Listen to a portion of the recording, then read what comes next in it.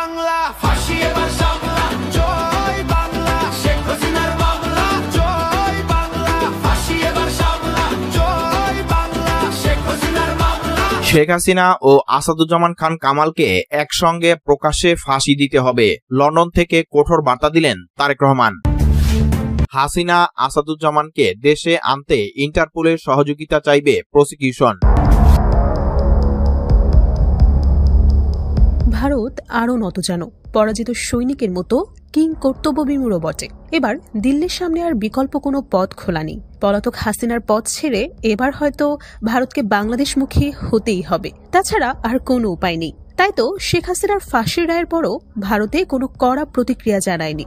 জয় বাংলা ফাঁসি এবার সামলা। সুপ্রিয় দর্শক শ্রোতা, আজকের এই ভিডিওটি অত্যন্ত গুরুত্বপূর্ণ হতে যাচ্ছে। বাংলাদেশের কাছে কি শেখ হাসিনাকে হস্তান্তর করবে নাকি করবে না, সমস্ত কিছু বিস্তারিত তথ্য জানতে অবশ্যই পুরো ভিডিওটি দেখতে হবে।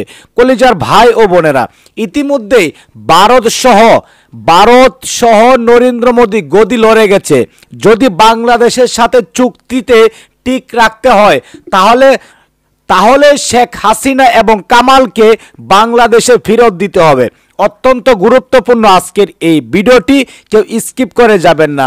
ইতিমধ্যে ভিডিও শুরুতে যে বিশেষ অংশগুলো দেখিয়ে আজকের ভিডিও শুরু করেছি, সম্পূর্ণ ভিডিওটি প্রমাণ সহকারে থাকছে আজকের এই ভিডিওতে।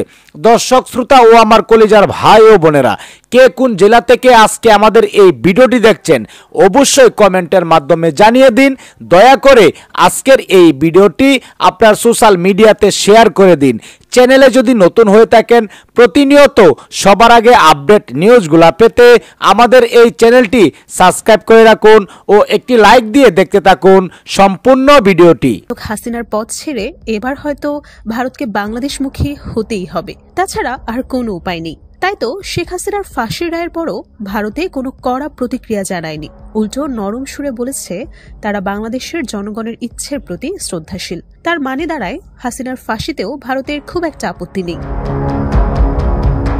এবার দেখা করেছেন বাংলাদেশ ও ভারতের জাতীয় নিরাপত্তা উপদেষ্টা। দুজনের দেখা হওয়ার কথার আগেই ঠিক ছিল, কিন্তু সময়টা গুরুত্বপূর্ণ। ঠিক এই মুহূর্তে শেখ হাসিনার প্রত্যর্পণ দাবি, আন্তর্জাতিক অপরাধ ট্রাইব্যুনালের দেওয়া মৃত্যুদণ্ডের রায় আর দুই দেশের সম্পর্কের অস্বস্তি, সব মিলিয়ে পুরো উপমহাদেশ তাকিয়ে আছে এই সাক্ষাৎকারের দিকে। ডোভাল সেদিনও স্বভাবমতো স্থির, মুখে কোনো আবেগ নেই, চোখে অভিজ্ঞতার শান্ত ঝিলিক। আর দরজার ওপারে প্রবেশ করলেন খলিলুর। পেশাদারিত্বে তিনিও বলিয়ান। দুই নিরাপত্তা উপদেষ্টা একে অপরের সঙ্গে হাত মেলালেন। আনুষ্ঠানিকতার বাইরে তেমন কোনো শব্দ নেই। মনে হচ্ছিল কথাগুলো শুরু হতে সময় নেবে, কারণ যে পরিবেশে দুজনের বৈঠক তার ভেতরে যেন অজস্র প্রশ্নের প্রতিধ্বনি। বৈঠকের আনুষ্ঠানিক অংশ শুরু হলো, কিন্তু অবাক করার মতো ঘটনা, জানিয়ে বাহিরে এত শোরগোল, সেই শেখ হাসিনার প্রসঙ্গ বৈঠকে আসেই না। না ডোভাল না খলিলুর কেউই হাসিনার প্রসঙ্গ তুললেন না, যেন দুজনেই জানেন এটা তাদের ম্যান্ডেট না। রাষ্ট্রনেতাদের রাজনৈতিক সিদ্ধান্তের জায়গায় নিরাপত্তা উপদেষ্টারা ঢুকতে চান না, কিংবা পারবেনও না। তাহলে আলোচনাটা গেল কোন দিকে? সূত্র বলছে গোটা আলোচনা ঘুরপাক খেয়েছে আঞ্চলিক নিরাপত্তা, সীমান্তে অশান্তির আশঙ্কা নিয়ে। আর বৈঠকের শেষে আসে এমন একটা মুহূর্ত যা পুরো পরিস্থিতির গতিপথ বদলে দিতে পারে। খলিলুর রহমান হঠাৎ করেই সরকারি আমন্ত্রণ জানান ডোভালকে, ঢাকায় এসে বৈঠক করার আমন্ত্রণ। হ্যাঁ, ঠিক সেই ঢাকা যেখানে এখন শেখ হাসিনাকে ফেরানোর জন্য চাপ তৈরি হচ্ছে, যেখানে ভারত বাংলাদেশ সম্পর্ক টানটান, যেখানে প্রতিটি কূটনৈতিক হাওয়া বহুগুণ বেশি গুরুত্বপূর্ণ। ডোভাল কিছু বলেননি বাইরে এসে, মুখভঙ্গিও পাল্টাননি, তবে আমন্ত্রণ যে হাওয়া বদলের ইঙ্গিত দেয় সেটা কূটনৈতিক মহল বেশ স্পষ্টভাবেই বুঝতে পেরেছে। কি আলোচনা হবে ঢাকায়? ভারতের ডোভাল আদৌ যাবেন কিনা এই মুহূর্তে কেবল অনুমানই সম্ভব। তবে পরিস্থিতি যতই টানটান হোক, কথোপকথন থামছে না, এটাই হয়তো বড় লক্ষণ। আর সেই লক্ষণ বিশেষজ্ঞদের চোখে বরফ গলার শুরু বলেই মনে হচ্ছে। দুদেশের সম্পর্ক যতই ঝড়ঝাপটা পেরুক, ইতিহাস প্রমাণ করে আলাপ আলোচনা বন্ধ থাকলে তবেই বিপদ। রাজনৈতিক বিশ্লেষক, কূটনৈতিক ও সাধারণ নাগরিকরা নানা প্রশ্ন তুলছেন এই বক্তব্যের উদ্দেশ্য, প্রেক্ষাপট ও সম্ভাব্য প্রভাব নিয়ে। ভিডিওতে তাকে দেখা যায় দুই সাবেক রাষ্ট্রনায়ক, সাবেক প্রধানমন্ত্রী শেখ হাসিনা ও সাবেক স্বরাষ্ট্রমন্ত্রী আসাদুজ্জামান খান কামালের বিরুদ্ধে কঠোর অবস্থান ব্যক্ত করতে। যদিও এই বক্তব্যের প্রামাণিকতা নিয়ে বিতর্ক রয়েছে, তবুও বার্তাটি দ্রুত ছড়িয়ে পড়ে এবং দেশের ভিতরে বাইরে নতুন উত্তেজনার জন্ম দেয়। ভিডিওতে তারেক রহমান বক্তব্য দিচ্ছেন যেন তিনি মনে করেন অতীত রাজনৈতিক অস্থিরতার সময় যে সকল মানবাধিকার লঙ্ঘন, রাজনৈতিক দমনপীড়ন বা নিরাপত্তাহীনতার ঘটনা ঘটেছে তার জন্য দায়ীদের কঠোর বিচারের মুখোমুখি করা উচিত। তবে তিনি যাদের উদ্দেশ্যে কথা বলেছেন তাদের বিরুদ্ধে বিচার প্রক্রিয়া নিয়ে কোনো আনুষ্ঠানিক ঘোষণা এখনো দেশের সংশ্লিষ্ট প্রতিষ্ঠানগুলো দেয়নি।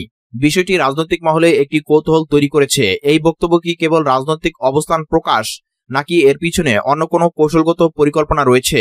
অন্যদিকে ক্ষমতাসীন রাজনৈতিক ব্যক্তিত্বদের প্রতি কঠোর সুরে কথা বলার দীর্ঘ ইতিহাস তারেক রহমানের রাজনৈতিক যাত্রায় নতুন কিছু নয়। তবে এবার তিনি একসঙ্গে প্রকাশ্যে কঠোর শাস্তি, এ ধরনের ইঙ্গিতপূর্ণ ভাষা ব্যবহার করায় প্রশ্ন উঠেছে তিনি কোনো আইনগত বা নৈতিক কাঠামোর কথা বলছেন। মানবাধিকার কর্মীরা বলছেন রাজনৈতিক প্রতিপক্ষের বিরুদ্ধে যে কোনো ধরনের প্রকাশ্য শাস্তি আন্তর্জাতিক মানবাধিকার মানদণ্ডের সঙ্গে সাংঘর্ষিক। তাই এ ধরনের মন্তব্য বাস্তবায়নযোগ্য নয়, বরং উত্তেজনা বাড়াতে পারে। ভিডিওটি প্রকাশ হওয়ার পর আওয়ামী লীগের শীর্ষ কয়েকজন নেতা অনানুষ্ঠানিকভাবে জানান বিষয়টি তারা গুরুত্ব সহকারে পর্যবেক্ষণ করছেন। তবে তারা মনে করেন বিদেশে অবস্থানরত একজন রাজনৈতিক নেতার বক্তব্য দেশে স্থিতিশীল পরিবেশে বড় ধরনের প্রভাব ফেলবে না। তাদের দাবি বাংলাদেশের বিচার ব্যবস্থা স্বাধীনভাবে কাজ করছে এবং কারো বিরুদ্ধে আইনগত প্রক্রিয়া শুরু হলে তা সংবিধান অনুযায়ী হবে। দলটির কয়েকজন নেতা এটিকে রাজনৈতিক প্রচারণা হিসেবেই দেখছেন, যেটি দেশের পরিস্থিতিকে বাইরে থেকে প্রভাবিত করার চেষ্টা। অন্যদিকে বিএনপির একাধিক নেতার ভাষ্য বার্তাটি দলের আনুষ্ঠানিক অবস্থান নয়, বরং ব্যক্তিগত বক্তব্য হিসেবে বিবেচনা করা উচিত। তারা বলছেন বাংলাদেশে যেসব অভিযোগ, নিপীড়ন বা মানবাধিকার লঙ্ঘনের অভিযোগ এসেছে তার বিষয়ে আন্তর্জাতিক মানদণ্ড অনুযায়ী বিচার হওয়া উচিত। তবে সেই বিচারকে রাজনৈতিক প্রতিহিংসার মাধ্যমে নয়, বরং আইন প্রণীত নিয়মে সম্পন্ন করতে হবে।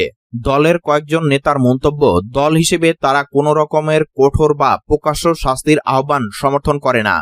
বাংলাদেশের রাজনৈতিক অঙ্গনে আলোচনা হচ্ছে এই বক্তব্য কি দেশে নতুন কোনো রাজনৈতিক উত্তাপ ছড়াবে, নাকি এটি কেবল ব্যক্তিগত অসন্তোষ বা রাজনৈতিক প্রতিপক্ষের উপর চাপ সৃষ্টির কৌশল। এখনো এই প্রশ্নগুলোর স্পষ্ট উত্তর পাওয়া যায়নি। তবে সাধারণ নাগরিকদের মধ্যে এ বিষয়ে মিশ্র প্রতিক্রিয়া দেখা গেছে। কেউ কেউ মনে করছেন অতীত ঘটনাগুলোর বিচার হওয়া উচিত, আবার অনেকে বলছেন যে কোনো রাজনৈতিক বক্তব্য আইনগত কাঠামোর মধ্যেই থাকতে হবে। সর্বশেষ বিশ্লেষকরা বলছেন রাজনৈতিক বক্তব্য যতই তীব্র হোক না কেন, বিচার ব্যবস্থা, মানবাধিকার এবং আইনের শাসন, এই তিনটি বিষয় একটি রাষ্ট্রের ভবিষ্যৎ নির্ধারণ করে। কোনো ব্যক্তির বক্তব্যে পরিস্থিতি উত্তপ্ত হতে পারে, কিন্তু রাষ্ট্রযন্ত্রের পদ্ধতিগত প্রক্রিয়াই শেষ পর্যন্ত সিদ্ধান্তকারী হবে। এ কারণেই তারেক রহমানের ভিডিও বার্তাকে ঘিরে তৈরি হওয়া আলোচনাকে অনেকে রাজনৈতিক প্রচারের অংশ হিসেবেই দেখছেন। তবে একই সঙ্গে মনে করিয়ে দিচ্ছেন সংবেদনশীল পরিবেশে দায়িত্বশীলতা সবারই অপরিহার্য।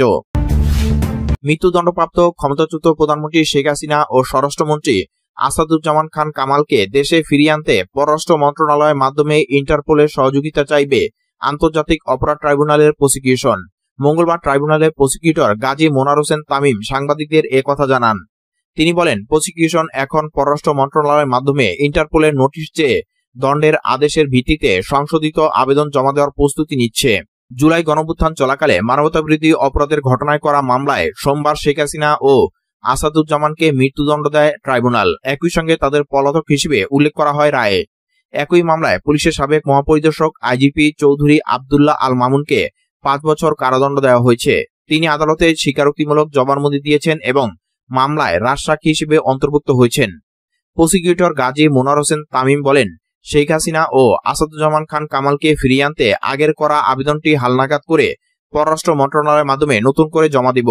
তামিম আরো জানান, ট্রাইব্যুনালের রায়ে স্পষ্টভাবে উল্লেখ আছে রায়ের অনুলিপি প্রসিকিউশনকে এবং যারা রায় ঘোষণার সময় আদালতে উপস্থিত ছিলেন তাদের সরবরাহ করতে হবে। পলাতক দণ্ডপ্রাপ্তরা আত্মসমর্পণ করলে বা 30 দিনের মধ্যে গ্রেফতার হলে বিনা খরচে রায়ের কপি পাবেন। তিনি আরো জানান, রায়ের আরেকটি কপি প্রয়োজনীয় ব্যবস্থার জন্য ঢাকা জেলা ম্যাজিস্ট্রেটের কাছে পাঠানোর নির্দেশ দিয়েছে ট্রাইব্যুনাল। ধানমন্ডি 32 নম্বর এলাকায় সাম্প্রতিক ঘটনার পর রমনা জোনের অতিরিক্ত উপপুলিশ কমিশনার এডিসি মাসুদ আলমকে কেন্দ্র করে সোশ্যাল মিডিয়ায় ব্যাপক সমালোচনা তৈরি হয়েছে। মঙ্গলবার একটি গণমাধ্যমে সাক্ষাৎকারে তিনি পুরো ঘটনা বিস্তারিত তুলে ধরে শিবির শব্দ ব্যবহার নিয়ে ব্যাখ্যা দেন। 18 নভেম্বর সকাল 11:30টার দিকে প্রায় 50 জন যুবক বুলডোজার নিয়ে ধানমন্ডি 32 নম্বর এলাকায় প্রবেশের চেষ্টা করলে তিনি দ্রুত ঘটনাস্থলে পৌঁছান। প্রথমে তিনি পরিস্থিতি শান্ত করার চেষ্টা করেন। অল্প সময়ের মধ্যে সেনাবাহিনীর সদস্যরাও সেখানে উপস্থিত হন, কিন্তু তাদের বোঝানোর চেষ্টা ব্যর্থ